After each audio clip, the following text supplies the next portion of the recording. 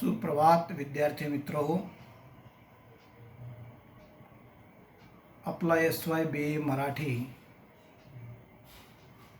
जो काही स्किलचा पेपर आहे, लेखन कौशल्य आणि मुद्रित साहित्य शोधन नावाचा जो काही पेपर आहे, तर या पेपरमधील आतापर्यंत आपण दोन घटक जे आहेत त्या दोन घटकांचा आपण सविस्तर परामर्श घेतलेला आहे. विद्यार्थी मित्र, पुढचा जो काही घटक आहे, तिसरा घटक, आणि त्या घटकाचं नाव आहे नाट्यलेखन निर्मिती प्रक्रिया. आता गेल्या तासाला आपण कथेची निर्मिती कशी होते, कथेच्या व्याख्या आपण पाहिल्यात. कथेचे जे काही विविध घटक जे काय आहेत त्या घटकांचाही आपण सविस्तर परामर्श घेतलेला आहे. त्यानंतर नाटक हा जो काही वाङ्मय प्रकार आहे, या नाटक वाङ्मय प्रकाराची निर्मिती कशी होते, त्यांच्या विविध व्याख्या आणि नाटकाचे जे काही विविध घटक आहेत यांचा थोडक्यात आज आपण परामर्श घेणार आहोत. विद्यार्थी मित्रो, नाटक हा जो काही साहित्य प्रकार जो का आहे, हा अगदी प्राचीन काळापासून मराठी साहित्यामध्ये प्रचलित असा हा वाङ्मय प्रकार आहे. पूर्वीच्या काळामध्ये तर कथा, कादंबरी, चरित्र, आत्मचरित्र, निबंध, लघुनिबंध या सर्व वाङ्मय प्रकारांना नाटक संबोधलं जात होतं. परंतु काळ जसं बदलत गेला आणि काळानुरूप जसं वेगवेगळ्या प्रकारचे स्थित्यंतरे होत गेले, त्याचप्रमाणे साहित्य प्रकारामध्ये सुद्धा वेगवेगळ्या प्रकारचे बदल होत गेले. त्यामुळे प्रत्येक वाङ्मय प्रकार जो काय असेल त्याची स्वतंत्र ओळख, स्वतंत्र व्याख्या, त्याचं स्वरूप जे काय आहे ते प्रत्येक वाङ्मय प्रकाराचं वेगवेगळ्या प्रकारचं होऊन गेलेलं आहे. म्हणून नाटक हा वाङ्मय प्रकार जो का आहे, हा कथा, कादंबरी, चरित्र, आत्मचरित्र या वाङ्मय प्रकारापेक्षा वेगळ्या प्रकारचा वाङ्मय प्रकार आहे. कारण नाटक हे रंगभूमीवर सादर होत असतं. त्यामुळे या वाङ्मय प्रकाराला दृकश्राव्य वाङ्मय प्रकार म्हणून संबोधलं जातं. दृकश्राव्य म्हणजे काय, जे डोळ्यालाही दिसतं आणि कानालाही ऐकू येतं असा जो काही वाङ्मय प्रकार जरी कोणता असेल तर तो नाटक वाङ्मय प्रकार आहे. आणि म्हणून नाटक वाङ्मय प्रकार सर्वात खर्चिक असा वाङ्मय प्रकार आहे. कारण रंगभूमीवर सादर होत असल्यामुळे रंगभूमी असेल, कलाकार असेल आणि प्रेक्षक या तिघांच्या माध्यमातून साकार होणारा हा वाङ्मय प्रकार असल्यामुळे सर्वात महागडा वाङ्मय प्रकार त्या ठिकाणी मानला जातो. कारण रंगभूमीसाठी खर्च लागतो. मग पडदा आले किंवा लाईटिंगची व्यवस्था आली, अनेक प्रकारचं त्या ठिकाणी रंगभूषा असेल, वेशभूषा असेल, केशभूषा असेल, जशा प्रकारचं पात्र असेल तशा पद्धतीचं साहित्य जे का असेल ते सर्व साहित्य सामुग्री जी का आहे ती एक प्रकारे खरेदी करावी लागते किंवा अगदी भाडे तत्वावर का असेना घ्यावी लागते. आणि त्यामुळे हा वाङ्मय प्रकार जो का आहे तो एक प्रकारचा महागडा वाङ्मय प्रकार मानला जातो. पण तरीसुद्धा नाटकाच्या माध्यमातून सर्वात जास्त प्रबोधन, सर्वात जास्त प्रभावी वाङ्मय प्रकार म्हणून नाटकाची गणना केली जाते. अशा या नाटक वाङ्मय प्रकाराच्या वेगवेगळ्या प्रकारच्या व्याख्या ज्या आहेत वेगवेगळ्या साहित्यशास्त्रकारांनी केलेल्या आहेत. नाटक या वाङ्मय प्रकाराला इंग्रजीमध्ये ड्रामा असं म्हणतात.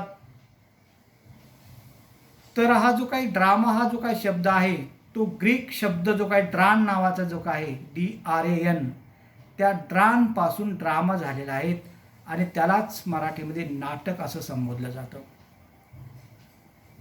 अशा या नाटकाच्या व्याख्या पाहत असताना पहिली जी काही व्याख्या जी काही ती ग्रीक तत्ववेत्ता सिसरो नावाचा जो काही फार मोठा ग्रीक तत्ववेत्ता होऊन गेला, या तत्ववेत्त्यांनी नाटकाची व्याख्या करत असताना त्यांनी एकाच वाक्यामध्ये नाटकाची व्याख्या केलेली आहे.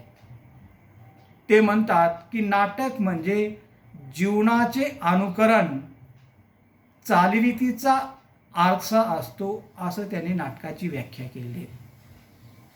म्हणजे या व्याख्येवरून तुमच्या लक्षात आलं असेल की नाटक म्हणजे काय, जीवनाचे अनुकरण, चालीरीतीचा आरसा आणि सत्याचे प्रतिबिंब असते, असं सिसरो नावाचा जो काही ग्रीक तत्ववेत्ता जो काही, या ग्रीक तत्ववेत्त्याने नाटकाची व्याख्या सांगत असताना आपलं मत मांडलेलं आहे. म्हणजे नाटकामध्ये काय असतं, जीवनाचं अनुकरण असतं. कारण नाटककार जो का असतो हा समाजामध्ये जन्माला आलेला असतो, समाजामध्येच वावरत असतो, समाजामध्येच लहानाचा मोठा होत असतो आणि त्यामुळे समाजामधलं जे काही जीवन जे का असेल त्या जीवनाचंच प्रतिबिंब नाटकाच्या माध्यमातून एक प्रकारे लेखक जो का आहे तो प्रतिबिंबित करत असतो. आणि म्हणूनच सिसरो नावाच्या या ग्रीक तत्ववेत्त्याची व्याख्या जी काय ती महत्त्वाची मानली जाते. त्यानंतरची दुसरी जी काय व्याख्या जी काय आहे ती व्याख्या म्हणजे नाटकाची व्याख्या पाहत असताना दुसरी व्याख्या निसर्गाचे अनुकरण, नक्कल म्हणजे एक प्रकारचं नाटक होय, अशी दुसरी व्याख्या जी काही ती दुसरी व्याख्या कोलरिज नावाचा जो काही पाश्चात्य जो काही साहित्यशास्त्रकार जो काही त्यांनी एक प्रकारे मांडलेली आहे. त्यानंतरची तिसरी व्याख्या जी काही ती भालचंद्र नेमाडे, जे यांना ज्ञानपीठ पुरस्कार मिळालेले आहेत असे आपले खानदेशातील प्रसिद्ध लेखक, जळगाव जिल्ह्यातीलच किनगाव म्हणजे यावल तालुक्यातील लहानसं जे काय गाव जे काय त्या गावामध्ये जन्माला आलेले आणि ज्यांना चौथं ज्ञानपीठ पुरस्कार मिळाले असे भालचंद्र नेमाडे यांनी नाटकाची व्याख्या एका वाक्यामध्ये सांगून टाकलेली आहे. ते म्हणतात की नाटक हा मानवी मनाचा सांस्कृतिक उद्गार आहे. म्हणजे नाटकाच्या माध्यमातून सांस्कृतिक जीवनाचं चित्रण जे का असेल, समाज जीवनाचं जे काही चित्रण जे का असेल ते नाटकाच्या माध्यमातून व्यक्त होत असते, असं भालचंद्र नेमाडे यांनी एक प्रकारे नाटकाची व्याख्या करत असताना आपलं मत मांडलेलं आहे. नाटकाच्या अनेक लेखकांनी वेगवेगळ्या प्रकारच्या व्याख्या केलेल्या आहेत. विशेषतः भालचंद्र फडके जे काय, या भालचंद्र फडक्यांनी सुद्धा नाटकाची व्याख्या करत असताना त्यांनी सुद्धा एकाच वाक्यामध्ये नाटकाची व्याख्या केलेली आहे. ते म्हणतात की नाटक हा मानवी मनाचा सांस्कृतिक उद्गार आहे. आता भालचंद्र फडके आणि भालचंद्र नेमाडे या दोघांच्या व्याख्यांमध्ये आपल्याला थोडं साम्य दिसेल. म्हणजे नेमाड्यांनी सुद्धा सांस्कृतिक घटकाला महत्त्वाचं स्थान दिलेले आहेत आणि त्याचप्रमाणे जे काय प्रसिद्ध लेखक जे काही भालचंद्र फडके, या फडक्यांनी सुद्धा सांस्कृतिक उद्गारालाच महत्त्वाचं स्थान दिलेले आहेत. आणि म्हणूनच नाटक हा जो काय वाङ्मय प्रकार जो काय आहे हा प्राचीन काळापासून मराठी साहित्यामध्ये लोकप्रिय असा वाङ्मय प्रकार असल्यामुळे अशा या नाटकाच्या एक दोन व्याख्या जे काय तुम्ही लक्षात ठेवायच्या. आणि त्यानंतर नाटक या वाङ्मय प्रकाराचे जे काही विविध घटक जे काय त्या घटकांचा आपण थोडक्यात परामर्श घेऊ. विद्यार्थी मित्रो, जसं आपण कथा वाङ्मय प्रकाराचे घटक पाहिले होते त्याचप्रमाणे नाटक या वाङ्मय प्रकाराचे सुद्धा जे काही घटक जे काय मग त्याच्यामध्ये कथानक आलं, पात्रचित्रण आले, वातावरण निर्मिती आली, संघर्ष आला, संवाद आले आणि त्याचबरोबर भाषा शैली, असे जे काही घटक जे काय आहेत ते सुद्धा नाटकाचे मानले गेलेले आहेत. आता नाटकाचं जे काही कथानक जे काय असतं ते फार महत्त्वाचं मानलं गेलं, कारण कथानकावरच नाटकाचं सर्व यश अपयश अवलंबून असतं. कारण नाटक हे रंगभूमीवर सादर होत असल्यामुळे नाटकामध्ये आपल्याला काय मांडायचं आहे हे जे काही विषयसूत्र जे का असेल ते विषयसूत्र अगोदरच लेखक आपल्या मनामध्ये एक प्रकारे करून ठेवतो आणि तशा प्रकारचं मध्यवर्ती सूत्र ठेवून नाटककार जो का असेल तो नाटकाची निर्मिती करत असतो. म्हणजे नाटकामध्ये किंवा नाटक निर्मिती करत असताना विषय सूत्राला किंवा कथानकाला सर्वात महत्त्वाचं स्थान दिलं जातं. त्यालाच मध्यवर्ती सूत्र असं म्हटलं गेलं आहे. म्हणजे नाटक जेव्हा लेखक लिहित असतो त्यावेळेस त्याच्या मनामध्ये काही ना काही हेतू असतो आणि तो हेतू डोळ्यासमोर ठेवून एक प्रकारे नाटककार नाटकाची निर्मिती करत असतो. मग जेव्हा लिहिलं जातं आणि लिहिल्यानंतर एक प्रकारचं जे काही विषयसूत्र जे का असेल त्या विषयसूत्राला मध्यवर्ती ठेवून नाटककार नाटकाची निर्मिती करत असतो. त्यामुळे नाटकामध्ये कथानकाच्या प्रारंभाला महत्त्वाचं स्थान आहे, मध्य जो का असेल त्या मध्यालाही स्थान असतो आणि शेवट जो का असेल त्या शेवटालाही फार महत्त्वाचं स्थान दिलं जातं. म्हणजे नाटकाचा प्रारंभ जो का असेल तो आकर्षक असला पाहिजे. म्हणजे नाटकाची सुरुवात जर अगदी आकर्षक जर असेल तर ते नाटक वाचनीय ठरत असतं किंवा ते नाटक जे काय ते एक प्रकारे दृकश्राव्य असल्यामुळे ते पाहण्यासारखं एक प्रेक्षकाला जे काय ते कुठेतरी खिळून ठेवण्याची क्षमता त्याच्यामध्ये असली पाहिजे. म्हणजे नाटकाची सुरुवात जर आकर्षक जर असेल, प्रारंभ जर आकर्षक जर असेल तर एक प्रकारे नाटक पाहणारा जो काही प्रेक्षक वर्ग जो का असेल किंवा वाचक जो काय वर्ग जो का असेल ते नाटक एक प्रकारे पूर्णपणे तो पाहत असतो. म्हणजे नाटककाराने प्रारंभाला सर्वच काही सांगून द्यायचं नसतं. त्यासाठी मध्य जो का असेल हा मध्यसुद्धा गूढ रहस्यमय असला पाहिजे. म्हणजे कुठेतरी गूढ रहस्यमय जर असेल की पुढे काय ही जी काय उत्सुकता जी का असेल ती वाचकाच्या मनामध्ये निर्माण करण्याचं कौशल्य जे का असेल ते नाटककाराच्या लेखनशैलीमध्ये असलं पाहिजे. म्हणजे नाटकामध्ये सुरुवातीलाच लेखकाने सांगता कामा नयेत. मध्य जो का असेल तो गूढ रहस्यमय असला पाहिजे किंवा उत्कट असला पाहिजे की जेणेकरून पुढे काय आहे ही उत्सुकता जी का असेल ती वाचकाच्या मनामध्ये, श्रोत्यांच्या मनामध्ये निर्माण करण्याचं कौशल्य जे काय आहे ते लेखकाच्या लेखनशैलीमध्ये असते. आणि म्हणून मध्य जो का असेल तो काय असला पाहिजे, गूढ रहस्यमय असला पाहिजे. शेवट जो का असेल नाटकाचा तो परिणामकारक असला पाहिजे. म्हणजे नाटकाचा शेवट जर परिणामकारक जर असेल तर ते नाटक प्रेक्षकांवर आणि वाचकांवर एक प्रकारे त्याच्यातून काहीतरी बोध जो का असेल तो त्या नाटकापासून मिळत असतो. म्हणजे कुठेतरी शेवट जो का असेल तो वाचकांना किंवा प्रेक्षकांना विचार प्रवृत्त करायला भाग पाडणारा शेवट असला पाहिजे. अगदी उदाहरण दाखल मी तुम्हाला सांगतो की विद्यार्थी मित्र, तुम्ही जर नटसम्राट नाटक टी व्हीवरती बघितलं असेल किंवा वाचलं जर असेल तर नटसम्राटाचं जे काही विषयसूत्र जे काय आहे, कथानक जर तुम्ही जर बघितलं तर सुरुवात विवा शिरवाडकरांनी अत्यंत आकर्षक केले, स्वगताच्या माध्यमातून केलेले आहेत की आब्बा बेलवलकर जो का असतो तो स्वगत बोलत असतो आणि स्वगत बोलल्यानंतर आपल्या मुलांना तो एक प्रकारे जवळ बोलवतो. त्याच्यानंतर सर्व संपत्तीची वाटणी करतो. संपत्तीची वाटणी केल्यानंतर पुढे काय, जेव्हा आपण त्या ठिकाणी ते नाटक वाचतो त्यावेळेस अतिशय ज्याला आपण म्हणतो उत्कंठा जी का असेल ती उत्कंठा हे नाटक वाचत असताना तुम्हाला बघायला मिळेल. त्याच्यानंतर मग पुढे काय होतं ते तुम्ही नटसम्राट जर पाहिलं असेल तर त्याच्यातून तुमच्या लक्षात येईल की शेवटसुद्धा विवा शिरवाडकरांनी एवढा परिणामकारक रीतीने केलेला आहे की प्रत्येक माणसाला ते नाटक पाहिल्यानंतर, ते नाटक वाचल्यानंतर एक प्रकारे विचार करायला भाग पाडत असतं. आणि जे नाटक विचार करायला भाग पाडत असतं ते नाटक सर्वात श्रेष्ठ मानलं जातं. म्हणून नाटकाच्या कथानकाला सर्वात महत्त्वाचं स्थान दिलं जातं.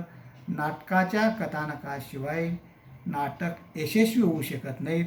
म्हणून नाटकाच्या कथानकाला कार्यकारण भाव जो का असेल तो कार्यकारण भाव जर सुसंगत जर असेल तर तशा पद्धतीचं नाटक जे का असेल ते लेखक लिहित असतो आणि त्यामुळे कथानकाला सर्वात महत्त्वाचं स्थान दिलं गेलेलं आहे.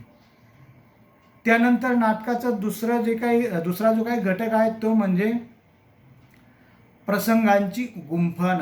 म्हणजे नाटकामध्ये काय असतात, अनेक प्रकारचे प्रसंग असतात. कारण नाटकाची निर्मिती जी काय ती पात्रांच्या माध्यमातून होत असते आणि पात्रांच्या माध्यमातून होत असल्यामुळे नाटकामध्ये सुखाचे प्रसंग असतील, दुःखाचे प्रसंग असतील, ग्रामीण जीवनावरचे प्रसंग असतील, समाज जीवनावरचे प्रसंग असतील, अनेक प्रकारचे जे काही प्रसंग असेल, जशा पद्धतीचं नाटक असेल, सामाजिक नाटक असेल तर सामाजिक प्रसंग असतील, पौराणिक नाटक असेल तर पौराणिक प्रसंग असतील, राजकीय जर नाटक असेल तर राजकीय स्वरूपाचे प्रसंग असतील. एवढंच नाही तर दलित जीवनावर आधारित जर एखादं नाटक असेल तर दलित जीवनाचे प्रसंग असतील, किंवा एखाद्या वेळेस स्त्री जीवनाचं चित्रण करणारं जर नाटक जर असेल तर स्त्री जीवनाविषयीचे प्रसंग जे का असेल त्या प्रसंगांची गुंफण जी का असेल ते नाटककार नाटकाच्या माध्यमातून करत असतो. आणि म्हणून प्रसंगांची गुंफण जी का असेल ती नाट्य पूर्ण रीतीने नाटककाराने जर तयार केली जर असेल तर ते नाटक सर्वात यशस्वी नाटक म्हणून त्या ठिकाणी मानलं जातं.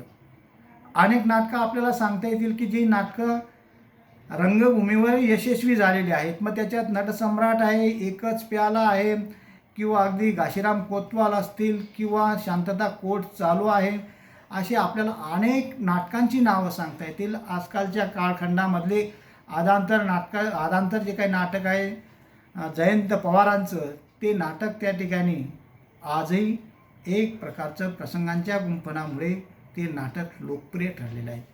आणि म्हणूनच नाट्यपूर्ण जे काही प्रसंग जे का असतील, घटना प्रसंग जे का असतील, त्याचे गुंफण जर लेखकाने चांगल्या पद्धतीने जर केलं असेल तर ते नाटक यशस्वी ठरत असतं.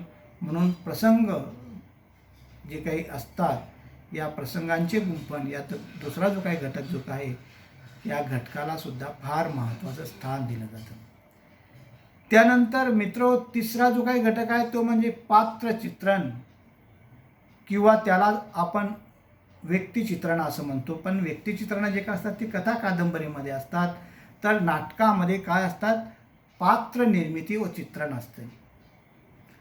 आता नाटक म्हटल्यानंतर नाटकामध्ये काय असतात, संवाद असतात, आणि संवाद सादर करण्यासाठी पात्रांची मदत लागत असते, आणि पात्रांची मदतीच्या माध्यमातून नाटक जे काय असतं ते पुढे पुढे सरकत असतं. मग कोणत्याही प्रकारचं नाटक असेल, पौराणिक नाटक असेल तर पौराणिक पात्र असतील. अगदी पहिलं जे काही नाटक आहे विष्णुदास भावे यांचं सीता स्वयंवर, आणि त्या सीता स्वयंवर नाटकातील पात्र जर पाहिलं तर राम असेल, सीता असेल, जे काही रामायणामध्ये जे काही पात्र जे काही आहेत ती पात्र तुम्हाला त्या नाटकामध्ये बघायला मिळतील. एखादं शारदासारखं जर सामाजिक नाटक असेल तर त्या ठिकाणी शारदा ही व्यक्तिरेखा जी का असेल ती तुम्हाला दिसेल. कोंदण नावाचं त्या ठिकाणी व्यक्तिरेखा असेल. भुजंगनाथ नावाचं जे काही व्यक्तिरेखा जी काही तुम्हाला बघायला मिळेल.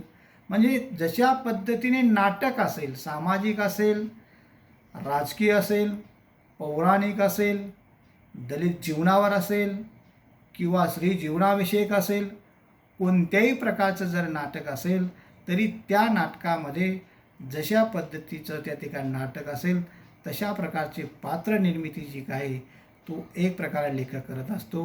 आणि त्या पात्र निर्मितीच्या माध्यमातूनच एक प्रकारचं जिवंत चित्रण ज्याला म्हणतो आपण, ते जिवंत चित्रण रेखाटण्याचं काम या पात्रांच्या माध्यमातून एक प्रकारे लेखक जो काय तो करत असतो, नाटककार करत असतो. अगदी नटसम्राट नाटक तुम्ही पाहिलेलं असल्यामुळे त्याचं उदाहरण मी मुद्दाम देतो. त्याच्यातले तुम्ही जर पात्र पाहिलेत, तिथले संवाद जर तुम्ही जर पाहिलेत तर प्रेक्षकांच्या मनामध्ये ते कायम कोरले जातील अशा पद्धतीचे संवाद आहेत. आप्पा बेलोलकर जेव्हा म्हणतो, कारण वाटणी जेव्हा पाडण्याचा प्रसंग येतो, आप्पा बेलोलकर आपल्या पत्नीला सावकार म्हणतो, सरकार म्हणतो. सरकार, आजपर्यंत मी जे काही कमवलेलं जे काय आहे ते मी या दोघं मुलांना एक प्रकारे देऊन टाकतो आहे. त्यावेळेस कावेरी जी काय म्हणजे या पत्नीला तो सरकार म्हणतो, पत्नी म्हणते अहो असं काही करू नका. मुलं जरी आपले काळजाची तुकडं जरी असलेत तरी म्हातारपण फार वाईट असतं. आणि म्हणून ही पृथ्वी जी काय ही सूर्याभोवती फिरते का सूर्य पृथ्वीभोवती फिरते हे मला माहीत नाही, परंतु माणसाचं जे काही जीवन जे काय ते पैशांच्या नाण्याभोवती फिरते. म्हणजे अशा प्रकारचे पात्रांच्या माध्यमातून जेव्हा संवाद लेखक लिहित असतो त्यावेळेस ते संवाद वाचकांच्या श्रोत्यांच्या हृदयापर्यंत जाऊन भिडत असतात. म्हणून पात्र निर्मिती जे काय आहे त्या पात्र निर्मितीवर एक प्रकारचं बऱ्याच वेळेस नाटकाचं यश अपयश जे काय असतं ते अवलंबून असतं. मग नटसम्राट असेल, एकच प्याला असेल, एकच प्यालामध्ये सुद्धा शिंदू असेल, सुधाकर असतील, याच्यातील संवाद तुम्ही जर बघितले तर तुमच्या लक्षात येईल. शिंदू जे काय ते भारतीय संस्कृतीचं प्रतिनिधित्व करणारी स्त्री तुम्हाला त्या नाटकामध्ये बघायला मिळेल की दारूबाज नवरा आहे आणि पैसे जे काय तो आपल्या पत्नीकडे मागतो आहे दारू पिण्यासाठी, मारझोड करतो आहे. त्यावेळेस शिंदूचा एकच संवाद जो काय आहे तो संवाद जरी आपण लक्षात जरी ठेवला किंवा त्या संवादातून सुद्धा आपल्याला ते पात्र ते काही संवाद जो का असेल तो ते पात्राच्या माध्यमातून जेव्हा लेखक लिहितो किंवा त्या ठिकाणी व्यक्त करतो त्यावेळेस अक्षरशः ते श्रोत्यांच्या हृदयापर्यंत जाऊन मिळते. शिंदू ज्या वेळेस म्हणते, दारकुट्ट्या नवरा जेव्हा सुधाकर बॅरिस्टरसारखा माणूस जेव्हा आपल्या बायकोला म्हणतो आहे की तू आत्ताच्या आत्ता मला पैसे दे, मंगळसूत्र त्या ठिकाणी तो ओढण्याचं काम करतो, काठीने जोडतो, त्यावेळेस सांगतो की तू माहेरी जा आणि पैसे घेऊन ये. त्यावेळेस शिंदू म्हणते की नाही नाही मी माहेरी जाणार नाही, कारण मी कोणाच्या बापाची लेक नाही, कोण्या म्हणजे सासऱ्याची मी सून नाही, तर मी एका नवऱ्याची फक्त पत्नी आहेत. तुम्ही मला मारून जरी टाकलं तरीसुद्धा मी हे घर सोडणार नाहीत. म्हणजे भारतीय संस्कृतीमध्ये भारतीय समाजामध्ये स्त्रीला किंवा स्त्री ही ही कशा पद्धतीने पारंपरिक रीतीने पती हा परमेश्वर आहे, पतीचं घर म्हणजे आपलं सर्वस्व आहे आणि पतीचं घर ती सोडायला तयार होत नाहीत. मारून जरी टाकलं तरी मी एक प्रकारे हे घर सोडणार नाहीत. हे भारतीय स्त्रीचं ज्याला आपण संस्कृतीचं दर्शन जे काय ते त्या नाटकामधून एक प्रकारचं व्यक्त केले.